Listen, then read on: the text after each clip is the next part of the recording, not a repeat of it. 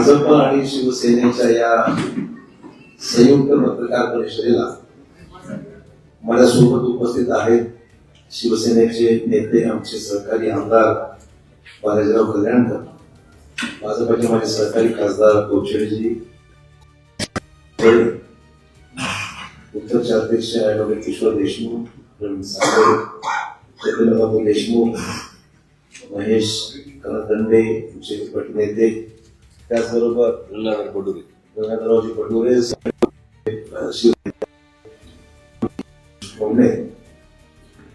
आणि सर्व सहकारी भंडारीजी आणि सर्व सहकारी, आपल्या सर्वांचं मी पत्रकार मित्रांचं स्वागत करतो. आणि आज आपल्याला कल्पना आहे, गुरु तेग बहादूरजींच्या 350व्या या शहीदी समारोह या वर्षानिमित्त चादर ऐतिहासिक कार्यक्रमाला नागरिकांनी प्रचंड प्रतिसाद दिला. सुरुवात आज झालेली आहे. पंजाबचे मुख्यमंत्री आज त्या ठिकाणी होते आणि त्यांच्या समेत आम्ही सर्व उदार होतो. म्हणून ते त्याचं भाषण होईपर्यंत आम्हाला कोणा बोलता आलं नाही, म्हणून आम्ही आपल्याला निरोपही दिला. उशीर आपली नियोजित पत्रकार परिषद 5 वाजता झालेली होती. दिल्ली व्यक्त करतो आणि आपल्या सर्वांचे मी आभार मानतो. नुकत्याच झालेल्या नांदेड वाघाळा शहर महानगरपालिकेच्या निवडणूक भारतीय जनता पार्टी आणि शिवसेनेची युती व्हावी अशी आम्हा दोघांची इच्छा होती. त्याचं चर्चाही सुरू होती. आमच्याकडून काही प्रतिनिधी आम्ही बालाजीराव पुढे पाठवले होते. सुरुवातीला त्यांची माहितीची चर्चा होत राहायची, परंतु जागा वाटपाच्या संख्येबद्दल एकमत झालं नाही. जास्ती जागेच्या अपेक्षा होत्या, आम्हाला तेवढं देणं शक्य नव्हतं, कारण की आमच्याकडे जवळपास 550 लोकांचे अर्ज होते, त्यांच्याकडे अर्ज होते आणि जागेमध्ये एक वाक्यता ही न झाल्याने आणि तिकीट मागण्याची संख्या जास्त असल्यामुळे ती त्यावेळेस युती होऊ शकली नाही.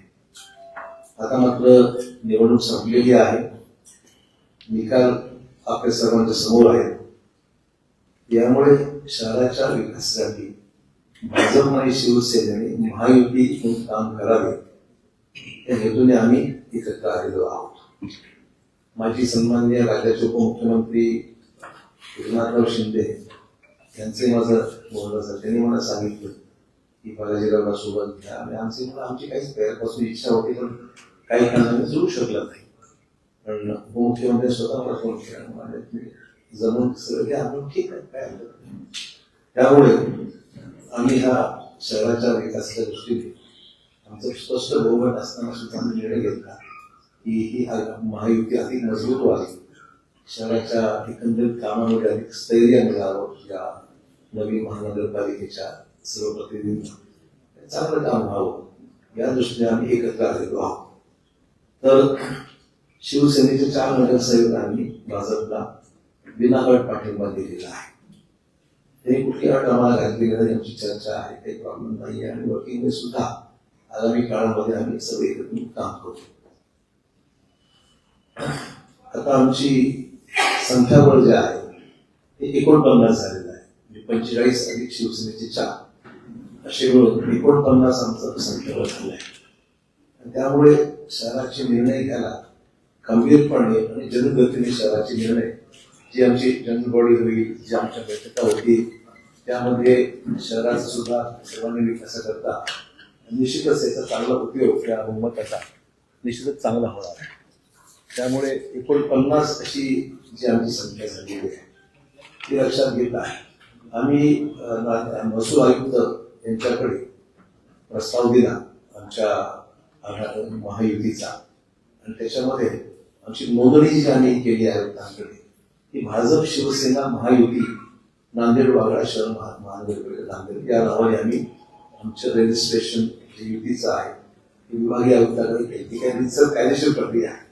2 पक्ष एकत्र आल्यानंतर त्याला रितसर रजिस्ट्रेशन करावं लागतं आणि ते रजिस्ट्रेशन आम्ही भाजप शिवसेना महायुती नांदेड शहर वाघाळा शहर महानगरपालिका नांदेड या नावाने आमची नोंदणी केलेली आहे. त्यामुळे आमच्याकडून नगरसेवक श्री महेश कणकंडे हे भाजप शिवसेना महायुतीचे गट नेते असतील. गट थोडा सुटी गट एक त्याला आम्हाला हे द्यावा लागतो, नेता कोण असेल युतीचा नेता सुद्धा ऍडव्होकेट महेश कणकंडे हे भाजप शिवसेना युतीचे महायुतीचे गट नेते असतील. त्यामुळे या सर्व कामाला मुख्यमंत्री देवेंद्रजी फडणवीस, उपमुख्यमंत्री एकनाथजी शिंदे यांच्यासह संपूर्ण भाजप महायुती सरकारचा आम्हाला भक्कम पाठिंबा आगामी काळामध्ये निश्चित मिळेल आणि काम करायला राज्य सरकारकडून बळ मिळेल अशा पद्धतीचं हे समीकरण आता या ठिकाणी जुळून आलेलं आहे. हे प्राथमिक निवेदन आहे. मी आमदार बालाजीपर्यंत सुद्धा आपलं मत मांडले. आज या ठिकाणी भाजप शिवसेना संयुक्त पत्रकार परिषद आयोजित या निमित्ताने आज महत्वाचा दिवस आहे आणि चांगला दिवस आहे. त्या निमित्ताने गुरु तेग बहादूर यांचा आज जन्म शताब्दी आहे. त्या निमित्ताने सय्यद शताब्दी आहे आणि आज एवढा चांगला कार्यक्रम नांदेड शहरामध्ये आहे. त्या निमित्ताने आज पत्रकार परिषद आयोजित केलेली आहे. आज या पत्रकार परिषदेला महाराष्ट्र राज्याचे माजी मुख्यमंत्री अशोकराव चव्हाण साहेब आहेत, तसेच ते भाजपचे अध्यक्ष अमरभाऊ आहेत, तसेच दुसरे अध्यक्ष किशोर देशमुख आहेत, संतोष अंबर्डे आहेत, आमचे शिवसेनेचे जिल्हा प्रमुख गंगाधर बडोले आहेत, तसेच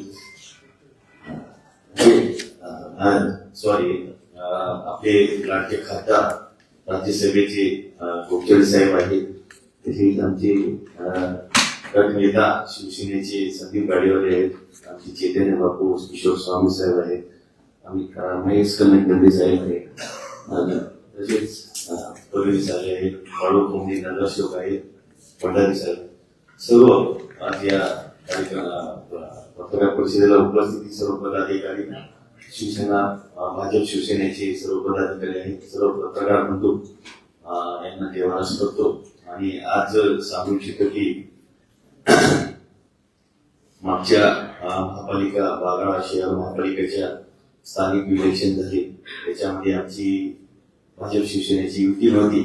तरी काही ठिकाणी साहेब म्हणजे तसं काही आम्हाला पदाधिकारी ऍडजस्ट करायचे होते, त्यांचे पदाधिकारी जुळता आले. त्या आम्ही बरेच बैठका झाल्या. त्या बैठकीमध्ये किशोर स्वामी साहेब, आपले डीपी सावंत, अमरभाऊ आणि चैतन्य बापू याने आम्ही जुळण्याचा प्रयत्न केला. काही द्यायचे नगरसेवक माझी त्याला तिकीट द्यायची होती, ते आमचे काही संदीप गाडीवाले सारखे, मंगेश कदम सारखे, त्याला आम्हाला सोडता येत नव्हतं, म्हणून युती होऊ शकली नाही. तरी आम्ही आता इलेक्शन निवडणूक झाल्यानंतर महाराष्ट्र राज्याचे मुख्यमंत्री उपमुख्यमंत्री एकनाथभाई शिंदे साहेबांच्या विचाराने आज आम्ही भाजप शिवसेनेसोबत युती करत आहेत आणि भाजपला पाठिंबा बिनशर्त पाठिंबा देत आहे. आणि आज आमचे त्यांचे 45 उमेदवार निवडून आलेले आहेत. आमचे 4 आहेत भाजप शिवसेनेचे आणि 4ही आमचे नगरसेवक भाजपला बिनशर्त पाठिंबा दिलेला आहे. कालच औरंगाबादला नोंदणी सुद्धा झालेली आहे याची भाजप शिवसेनेची युतीची.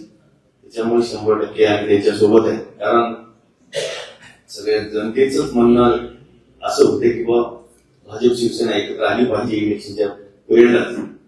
काही कारणानुसार आली नाही. आता आज इलेक्शन घेतल्यानंतर आम्ही एकत्र आलो आहे आणि नांदेड जनतेच्या मनातलं आम्हाला करायचं होतं. माझं पहिल्यापासून एकच होते की भाजप शिवसेना युती झाली पाहिजे. तुम्ही बरेच पत्रकार परिषदेमध्ये ऐकले असेल किंवा आमचं एकच की भाजप सोबत आमची युती पहिल्यापासून 40-50 वर्षापासून आहे आणि आघाडी आहे त्याच्यापासून. म्हणजे आम्ही 100% त्याच विचारानं होतो. काही कारणानुसार झाले नाही. तर ठीक आहे, आता इलेक्शन झाले, आपल्याला नांदेड शहराचा विकास करायचा आणि पहिल्याही नांदेड शहराचा विकास केलेला आहे. त्याच्यात अशोकराव चव्हाण साहेब आहेत, मी सुद्धा भरपूर निधी आणलेला आहे, साहेबांनी निधी आणलेला आहे. म्हणजे नांदेड शहराला विकास म्हणजे निधी कमी पडलेला नाही. असंच आपल्याला भविष्यात पुढे एकत्र येऊन काम करायचे आणि चांगला निधी आणायचे.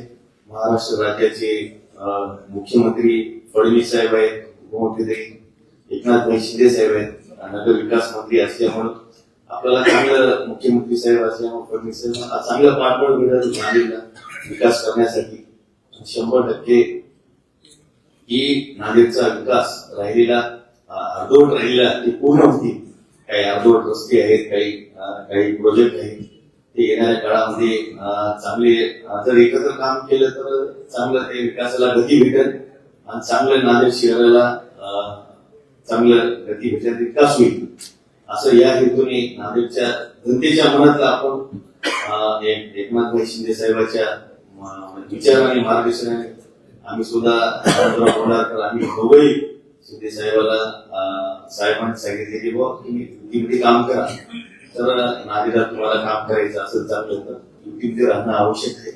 म्हणून आम्ही ते लगेच साहेबांनी कॉल केला अशोक साहेबांना, लगेच सांगितले की बाबा आपण युतीमध्ये करायचे आणि नांदेडला 100% तुम्हाला पाठिंबा, भाजपला आमचे जे 4 उमेदवार आहेत तुमच्या पाठीशी आहेत असं सांगून दिलं. मग आज बैठक पत्रकार परिषद आयोजित केलेली आहे.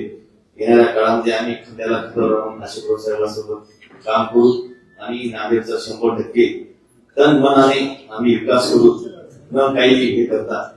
आणि दोन्हीचे विचार, भाजप शिवसेनेचे विचार एक असल्यामुळे 100% आम्ही त्या विचाराला सहमत आहे आणि येणाऱ्या काळात चांगला विकास करून दाखवू आणि न काही पदाची न आशा न करता आम्ही पाठिंबा, बिनशर्त पाठिंबा दिलेला आहे. आणि आम्हाला नांदेडचं हित पाहिजे. तर मी या मतदारसंघाचा आमदार आहे, तरी नांदेड उत्तर मतदारसंघ आनंदराव दक्षिणचे आहे, तरी त्याची तब्येत ठीक नसल्यामुळं तर ते फोनवर बोलणार आहे. एक मिनिट जाऊन द्या.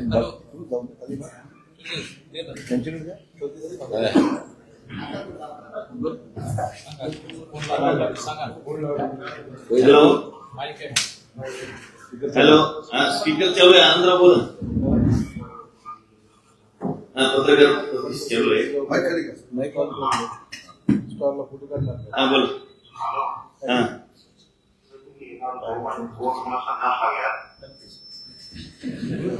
सांगा ना. स्पीकर ऑन आहे मला त्यांना सांगा. बोला. स्पीकर ऑन आहे, स्पीकर ऑन आहे.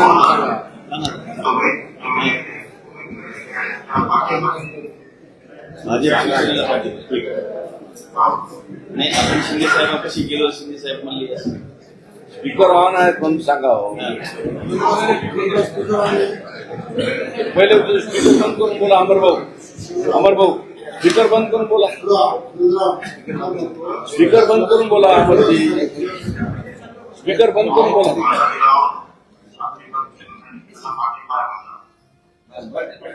ठीक आहे, बंद करा.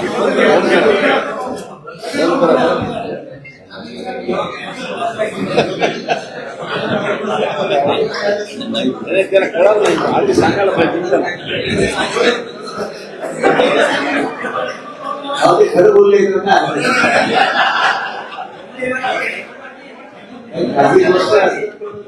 शिवसेना साहेब बोलले तर काय.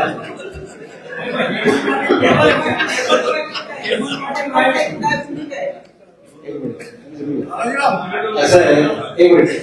शिवसेनेच्या 4ही नगरसेवकांनी जो पाठिंबा दिलेला आहे, बालाजी कल्याणकर शिवसेनेचं सामूहिक नेतृत्व करत आहे. त्याच्यामुळे स्वाभाविक आहे की शिवसेनेचा निर्णय हा त्यांच्या नेतृत्वात ज्यावेळेस एकनाथ शिंदेचा निरोप दिला, शिवसेना निर्णय. सर, यापूर्वी एकनाथ शिंदे निरोप दिला नव्हता काय युती करायचा? नाही, सुरुवातीला प्रयत्न झाला, नाही प्रयत्न झाला. सुरुवातीला प्रयत्न झाला, पण थोडं 2-3 बैठका झाल्या. एकनाथ शिंदेचंही माझं बोलणं सुरुवातीपासून होतच. माझं असं नाही की माहिती माझं बोलणं सुरू होतं. त्यामुळे त्यांच्या निर्णयाप्रमाणे नंतर पोस्ट फॅक्टर आपण ज्याला म्हणू, नव्हे तर हा ही युती आहे. आणि ती शिंदे साहेबांनी पुढाकार घेतला. त्यांनी मला फोन केला की माझे आम्ही एकत्र काम केलेलं आहे शिंदे साहेबांनी आधी, त्यांची काही चांगले संबंध आहेत आणि वेळोवेळी त्यांचं मी कधी काही सांगितलं ते ऐकतात, ते सांगितलं मी ऐकतो, असं काही वेगळंच नाही व्यक्ती. हा बोला. विधानसभा निवडणुकीत सगळ्यांच्या साहेबांनी म्हटलं होतं की त्यांना हटवण्यासाठी तुम्ही पूर्ण ताकद लावली. आता गोड गोड बोलायला तुम्ही. विधानसभा वेगळा विषय आहे. आता ही जी युती आहे ती महानगरपालिकेचा विषय आहे. आणि पुन्हा वेगवेगळ्या निवडणुकीत कधी कधी स्वयं बदल करतात. कुठं ऍक्सिडेंट कमी असते असे दावे प्रति दावे होते. आरोप प्रत्यारोप म्हणणार नाही, दावे प्रति दावे होते. त्या ठिकाणी निवडणुकीमध्ये त्यांनी काही दावे केले, आम्ही काही दावे केले. तुम्ही याला फक्त दावे प्रति दावे होते असं म्हणून की कुठलाही व्यक्तिगत संघर्ष त्याच्याकडे नव्हता. निवडणूक प्रचार दरम्यान असेल गोष्टी होतात. निवडणूक संपली, all is well that ends well. पहाड केलीची आहे असं म्हणणार, पहाड केलीची आहे असं म्हणणार नाही. इथे ऊट पण पहाड पण नाही, आता शिल्लक आणि ऊट पण शिल्लक. घटक पक्ष आहे राष्ट्रवादी काँग्रेस महायुतीचा घटक पक्ष. त्याला दोन जागा पण मिळाल्या, मग त्यांना का डावललं जात असं आहे, नाही? एक तर आमच्या दोन गोष्टी आहेत त्याच्यावर आम्हाला काही स्पष्टता अपेक्षित नाही. राष्ट्रवादीच्या कुठल्याही ज्येष्ठ नेत्यांनी आमचे संपर्क केला नाही. मग ते प्रदेश अध्यक्ष असतील किंवा अजितदादा असतील, याचे संपर्क त्यांच्याकडून मला झाला नाही. कदाचित झाला असता तर काही गोष्टीवर एक वाक्यात सांगू शकली असती. निर्णय हा जो असतो तो प्रदेश पातळीवर होतो. महत्वाचं आहे, प्रदेशात हेडलाईनसाठी महत्वाचं आहे. तर जे काही युतीचे निर्णय होतात ते वरिष्ठ पातळीवर विचारविनिमय करून पक्ष नेता किंवा पक्षाचा प्रमुख किंवा प्रदेश अध्यक्ष यांच्या स्तरावर निर्णय होतात. हा निर्णय सुद्धा एकनाथ शिंदे साहेबांनी पुढाकार घेतला. त्यांनी माझे संबंध काय अजितदादांशी माझे संबंध आहे असं नाही. तर आमचं म्हणणं एवढंच आहे की त्यांचं एकनाथ शिंदे संपर्क साधला आणि मान्य केलं. तिथून काही आम्हाला संदेश आला नाही किंवा बोलायचे त्यांची द्यायचे 2 नगरसेवक आहेत. आता आमचा दुसरा विषय जो महत्वाचा आहे की शहरातला दहशतवाद हा बंद करणं, मोडून काढण्याविषयी आमचं एकमत सर्वांच झालं पाहिजे. शहरात चुकीच्या गोष्टी होऊ नये. आणि कल्याणकरी भाषणात काही बोलू नये किंवा मी जरी बोललो कुठे कटुता नव्हती आमच्या, म्हणजे कुठल्याही व्यक्तिगत कसं काही झालं नाही की वॉर्डापुरती काही विषय असतील, पण आम्ही असं कटुता कुठे येऊ दिली नाही. राष्ट्रवादीच्या नेतृत्वाने वाटलं जिल्हा भाजप खूप कटुता आणली आणि शेवटी भाजपला पाडा, कोणालाही निवडून द्या अशा पद्धतीने त्या ठिकाणी कटुता निश्चित थोडस आम्ही दुखावलेलो आहोत हे मान्यच करावं. आम्ही राष्ट्रवादीच्या प्रचाराची जी एकंदरीत शैली होती त्याच्यामध्ये आम्ही दुखावलेलो नाकारत नाही. आणि त्यामुळे त्यांच्याकडून कुठला प्रतिसाद नाही किंवा त्यांच्याकडून कुठली पुढाकार नाही किंवा इनिशिएटिव्ह कोणी घेतलेला नाही. त्यामुळे तो विषय असाच आला तरी राहिलेला आहे. कल्याणकरांनी पुढाकार घेतला, ते मला भेटले, मी त्यांना भेटलो आणि एकदा फरक साहेब फोन आला. त्यामुळे पॉझिटिव्ह होत गेलं. इथे मात्र तसं इनिशिएटिव्ह काही दिसलेलं नाही. शिवसेनेची आहे की सर फक्त 2 आमदारांची आहे? शिवसेनेचे एकनाथ शिंदे साहेब हे शिवसेनेचे नेते आहे, शिवसेनेचे अध्यक्ष आहे. ते महानिर्णय एकनाथ शिंदेच्या स्तरावर झाल्यामुळे हा पक्ष युती शिवसेनेची, भाजप आणि शिवसेनेची जिल्हा परिषद आणि पंचायत समिती येणाऱ्या निवडणुकीमध्ये राहणार आहे का? प्रयत्न राहील. जर सर्व जुळलं चांगलंच होईल. अजून जिल्हा परिषद निवडणूक जाहीर झालेल्या त्यामुळे अजून काय विचार केलेला नाही. पण सुरुवात चांगली आहे त्याच्यामुळे गोडच विषय. शिवसेनेचे नेते जे आहेत हेमंत पाटील हे दिसत नाही, ते तुमच्यावर ऐकून घ्या. असं तब्येत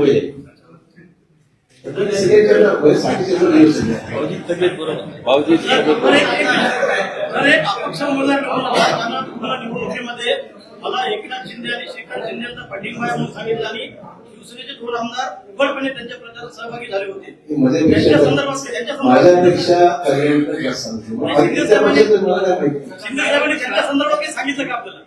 अपक्ष जो नगरसेवक आहे मला त्यांच्या बाबतीत कोणी काही बोललेलं नाही. त्यांच्या पक्षात काय विषय मला काय माहिती बुद्धी लागली. ते विषय मागच्या पत्रकार परिषदेमध्ये झालेला आहे. ते विषय आता आपली भाजप शिवसेनेची नंतर होईल ना हे विषय.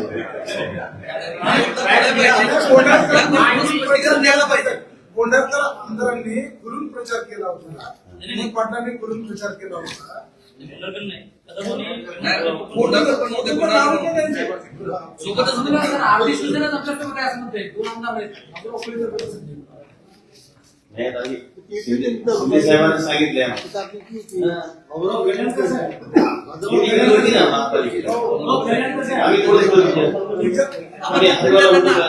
हो, वेदांत साहेब. होतो ना हे निगेटिव्ह केली कसं आम्ही आमदार साहेब, तुम्हाला अशोक चव्हाण साहेबांचं नेतृत्व मान्य आहे का? त्यांचा विकासाची भूमिका मान्य आहे का? अहो, ती मुख्यमंत्री राहिलेली माझी मुख्यमंत्री राहिलेली असतात तर तुम्हाला मान्य आहे का? त्याला अनुभव मोठा आहे असं का करायले?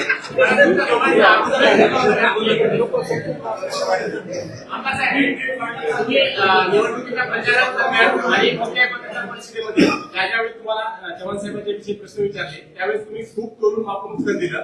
तुमचं दोघांचं अगोदर ठरलं होतं का की नंतर? नाही नाही ठरलं नाही कोणाशी पण भरोसा नाही सांगितलं होतं म्हणजे सांगायला नको. आता शिंदे साहेबांना सांगितलं आपल्या नेत्याने सांगितलं ऐकायला लागलं. आता म्हणजे पुढे कसं करणार? हो, वेदांत साहेब, आता सुहास कल्याणकर उपमहापौर का? हा? सुहास कल्याण मी सांगितलं ना 300 पाठिंबा दिलेला आहे आम्ही काही आशा केली नाही पदाची काही विषय नाही, ठरलं असल्याचं आपल्याच नेत्यांनी आरोप केला होता निवडणुकांमध्ये हेमंत पाटलांनी की तुमचं अशोक चव्हाण साहेबांशी ठरलेलं आहे म्हणून. नाही असं काही ठरलेलं नाही. मी जे सत्य सांगतो का महादेव शपथ घेऊन आमचं काही ठरलेलं नाही.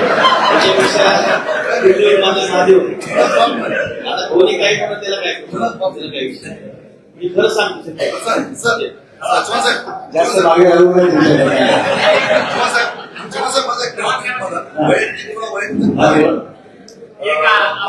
मागच्या सेशनमध्ये म्हणजे मागच्या राऊंडमध्ये काँग्रेसकडून आपण जेव्हा पूर्ण महापालिकेची निवडणूक करतात त्यावेळेस जवळजवळ 71 ते 72 आपले नगरसेवक निवडून आले आणि आता हे परत तुमच्याच नेतृत्वाखाली निवडणूक लढवल्या गेली 45 निवडून आले आणि 27 सीटचंही आपलं नुकसान झालेलं आहे. आता हा जे नुकसान झालं की आपण असं मान्य करता का की भाजपमध्ये आल्यामुळे हे 27 सीटचं नुकसान झालं किंवा हे 27 सीट्स जे आहेत त्यामुळे जवळजवळ 23 ते 24 मुस्लिम समाजाचे असतात आणि ते तुम्हाला मागच्या वेळेस प्लस होते आता मायनस आहे असं मानतो. मी कुठल्या समाजावर दोष देणार नाही. सामाजिक समीकरणं जी आहेत ती निवडणुकीमध्ये महत्वाची असतात त्यामुळे आता बदललेल्या राजकीय परिस्थितीतील सामाजिक समीकरणं वेगवेगळी होती त्यामुळे आम्हाला काही बघा फॅक्ट आहे आणि आमचा हाही प्रयत्न आहे आगामी काळामध्ये की जिकडे आमचं नुकसान झालेलं आहे तिथे अधिक लक्ष आम्ही देऊ आणि तिथली राजकीय समीकरण भविष्यात जुळतील असा आमचा प्रयत्न आहे. हे जे ऑडिओ क्लिप व्हायरल झाली होती ते ओरिजिनल होती की फेक होती? काय बरं? हे जे तुमची ऑडिओ क्लिप जे व्हायरल होती काय सांग मी काय बोललो मी काय मी काय बोललो मला सांग काहीच नाही म्हणजे चुकीचं बोललो नाही कोणाची कोणी तिथे काहीतरी सांगितलं आणि माझं वक्तव्य जे आहे तसं काही आक्षेपाने काहीच नव्हतं. सर ही जी आता माहिती आपण निवडणुकीनंतर केली ही जी माहिती आपण निवडणुकीनंतर केली ती जर अगोदर केली तर आणखी जागा वाढल्या असते. जर तरचे विषय आज काही कोणा अर्थ नाही होऊन गेले तुमचे सत्य निर्णय झाला माहिती होऊ शकली नाही त्यांच्या जागा आल्या आमच्याही जागा आल्या आमच्या बहुमताने 4 जागा ठीक आहे जे काही घटक लोकांचं मॅन्डेट शेवटी मान्यच करतो. अजून ते कार्यक्रम डिक्लेअर झाला नाहीये. आम्ही तयारी आमची विचार करतो आमच्या लोकांची विचारविमर्श करतो आहे.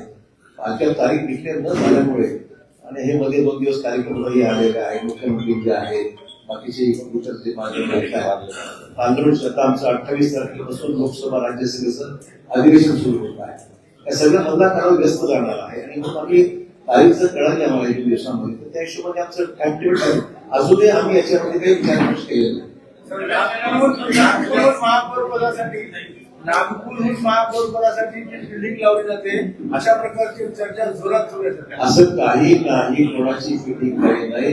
आम्ही आमच्या सहकारी मित्रांची इथे आहेत लोकप्रतिनिधी आहेत चर्चा करू सर्व विश्वासात घेऊ आणि पुढील 5 वर्षाचे पदाधिकारी कसे असतील शेवटी क्षण चालवायचं आहे ना. राजकीय नुसतं त्या राजकीय समीकरण महत्वाचं नाही आहे. 5 वर्षाचा विकास आहे. विरोधी पक्ष सुद्धा आहे मोठ्या प्रमाणावर आहे. विरोधी पक्षाचा विषय लक्षात घेऊन आम्ही सुद्धा आमचे समीकरण करत असताना काळजी घेऊ की आमच्याकडे सुद्धा जे महापौर आहे उपमहापौर आहे त्या तुलनेवर राज्यसभेमध्ये आहे ना. सव्वा वर्षाचा फॉर्म्युला राहणार आहे का महापौरपदासाठी? मागच्या कालावधीमध्ये कितीतरी निर्णय आम्ही घेतला की दरवर्षी महापौर उपमहापौर स्टँडिंग कमिटी होता असा आमचा मागच्याच निर्णय झाला होता. जास्त लोक ऍडजस्ट करतात का पण चांगलं होतं आणि चर्चा करून ठरवून निकष काय सर शिवाजीनगर महापौर पदासाठी निकष काय निकष सांगितलं ना. विरोधी पक्ष पण आहे त्याच्या विरोधी पक्ष लक्षात घेता आमचे प्रबळ असतात काही पदाधिकारी आमचा प्रयत्न नाही. सर शिवाजीनगरमध्ये आपले 2 उमेदवार कमी मताला पराभूत झाले. हो त्याचं नेमकं आपण पहिला आव्हान काय काढणार कशापासून? असं आहे ऐकून घ्या. निवडणुकीमध्ये हार जीत होत राहते. प्रभाग नंबर 8 मध्ये सुद्धा काही वेगवेगळे लोक असू शकतात. मी नका म्हणजे माझा वॉर्ड होता 40 सीट अपेक्षित होत्या. आमचे काही ठिकाणी निर्णय चुकले असतील मी नाकारत नाही. त्यामुळे आश्चर्य मला लोकशाही शेवटी आपण मतदान घेतो आणि लोकांना कुठे काही गोष्टी पटल्या नसतील कदाचित की लोकशाहीमध्ये माझेच करावं लागेल. त्यामुळे त्याच्या 2 जागा गेल्या हे निश्चितच मला त्याच्यामध्ये आम्ही कुठे कमी पडलो ते निश्चित माहिती घेऊन तसं होणार नाही काळजी घेऊन 2 उमेदवार निवडून आले आणि 2 कदाचित मोठी आमचा निर्णय चुकला असेल कदाचित. सर आपण महापालिकेत बैठक घेतली संबंधित अधिकाऱ्यांची काय बैठकीत संबंधित संघ आला आम्ही जो जाहीरनामा केलेला आहे त्या जाहीरनाम्याची अंमलबजावणी संदर्भात काय झालं की सर्वच मंडळी संभाजीनगरला गेले 2 दिवस पण मला वेळ होता म्हटलं चला आयुक्तांना घेतो मी.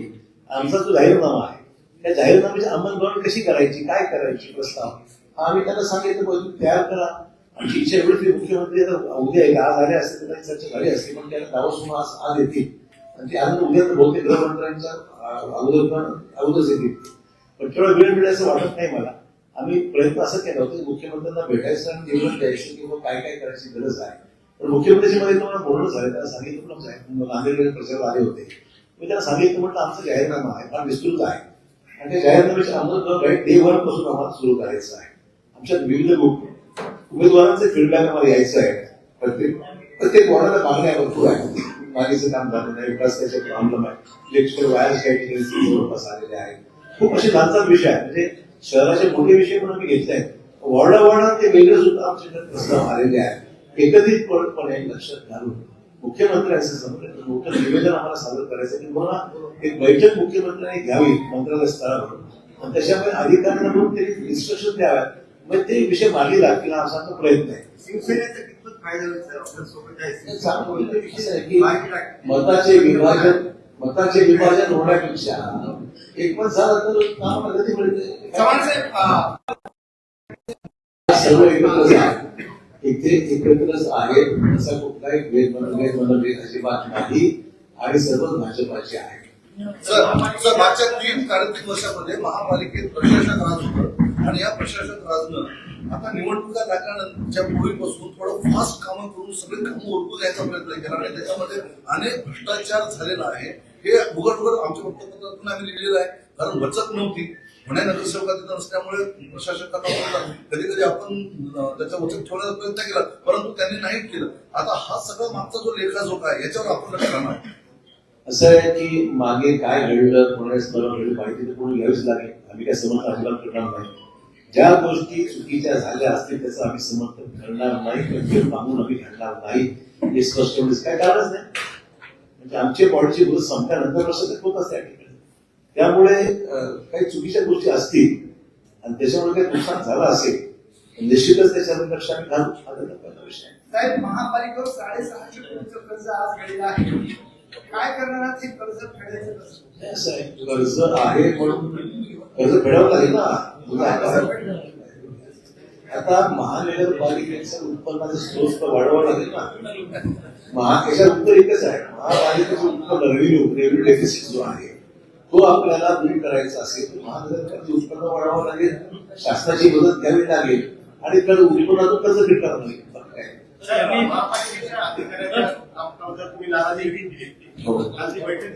पालकविकांना एवढंच म्हणालो की मला कानामध्ये पारदर्शक करता येतील ऑनलाईन आहे काही सांगितलं बऱ्याचशा सर्व्हिसेस आमच्या ऑनलाईन आहे म्हणून त्याचं एक प्रेझेंटेशन द्या. ऍप बेस्ड काहीतरी काम झालं पाहिजे. लोकांना नगरपालिका याची गरज पडून जाईल आणि म्हणून ऑनलाईन जेवढं तुम्हाला गोष्टी करता येतील त्या केल्या पाहिजे आणि त्या नसते त्याला सुद्धा आपण काहीतरी इम्प्रूव्ह केलं पाहिजे. लोकांना विनाकारण महानगरपालिकेला कामासाठी याची गरज पडू नये. जेवढं होईल तेवढं काम पारदर्शक व्हावं लोकांना भ्रष्टाचारापासून महापालिकेमध्ये भांडणे अजिबात होतं कामा नाही आणि तसं काय अधिकारी कोणी करत असेल तर आम्ही करू. काल यांनीचा प्रश्न विचारला डीपीटीसीच्या बैठकीमध्ये पालकमंत्र्यांनी जिल्ह्यातील जे वाळू माफी आहे त्यांना रोखण्याचे आदेश दिले आहेत. असं आहे, हा विषय फार मोठा आहे आणि आमचं म्हणणं एवढंच आहे, शॉर्ट त्याला उत्तर एकच आहे, संबंधित तहसीलदार आणि पीआय या दोघांना सस्पेंड केलं ना आपोआप जमीन होत ही जिम्मेदारी निश्चित करा. हा विषय आपण समजून अजिबात नाही. काय म्हणतात सगळं मी कधी सांगत त्याची गाडी सोडून त्याची गाडी सोडून अजिबात सांगत पण दुर्दैवाने आहे काय. त्यामुळे हे बंद करायचं असेल एकच प्रशासकीय ऑर्डर कायम आहे की ज्याच्या भागामध्ये ज्या पोलीस स्टेशनच्या भागामध्ये जे घडतं आहे त्या पीआय आणि तहसीलदार या दोघांना जबाबदार केलं, निश्चित धरलं आणि त्याच्या पकडल्याबरोबर त्याला सस्पेंड केलं. मला 2 दिवस रेती माफिया राजकीय वर्ग जास्त असल्यामुळे 100% राजकीय वर्ग असल्याशिवाय एवढं हिंमत कशी होते.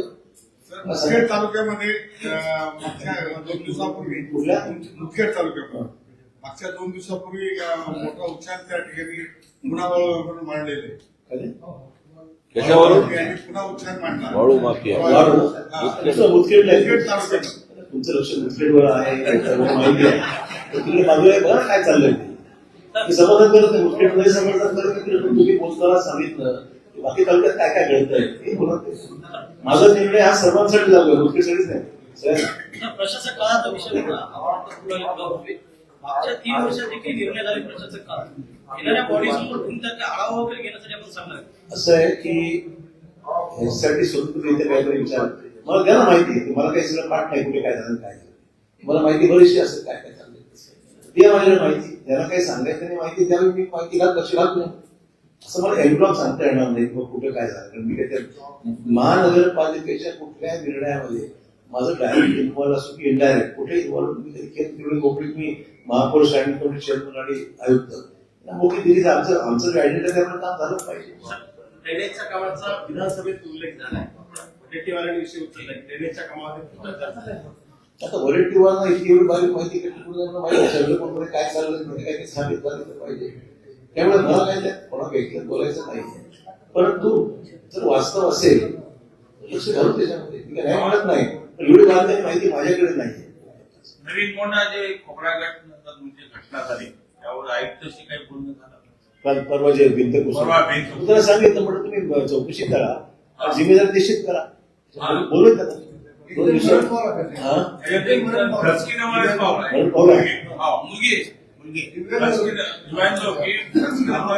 घरात होती का